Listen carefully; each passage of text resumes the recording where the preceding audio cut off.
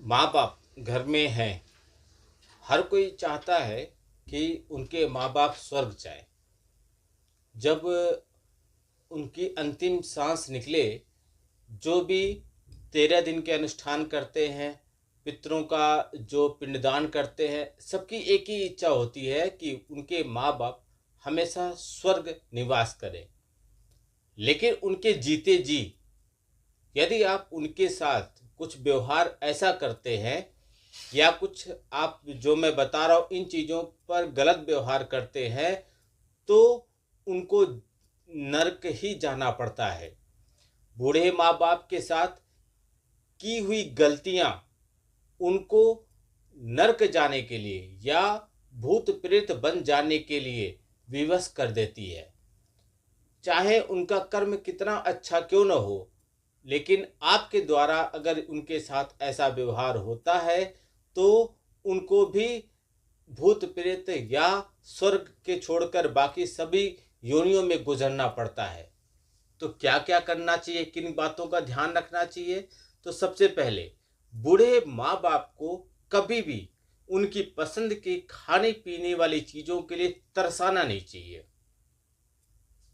Number 2, बीमार माँ बाप को कभी भी ऐसे नहीं छोड़ देना चाहिए कि जैसे उनको संभालने के लिए कोई है ही नहीं। हमेशा उनका ख्याल रखिए। नंबर 3, बूढ़े माँ बाप को मारना, पीटना, गलत व्यवहार करना, अपशब्द बोलना, गाली देना, ये सब व्यवहार भी उनको और आपको नरक का भागीदारी बनाता है। नंबर 4, बूढ़े माँ बाप को कभी भी उनको उनके घर से नहीं निकलना चाहिए, नहीं निकाल देना चाहिए। कुछ लोग क्या करते हैं कि जब थोड़े बड़े हो जाते हैं तो बूढ़े माँ बाप को वृद्धाश्रम में छोड़ देते हैं। कभी भी ऐसा मत कीजिए, आपको नर्क का भागीदारी निश्चित तौर पे बनाएगा। दुनिया कोई ताकत आपको माफ नहीं कर सकती। एक बात ध्यान रखिए, माँ बाप किसी भी परिस्थिति में आपके लिए अपशब्द न निकाले, श्राप मत दे। वह ऐसा श्राप होता है जिसे ईश्वर भी नहीं काटते, वह अपना असर दिखाता ही दिखाता है।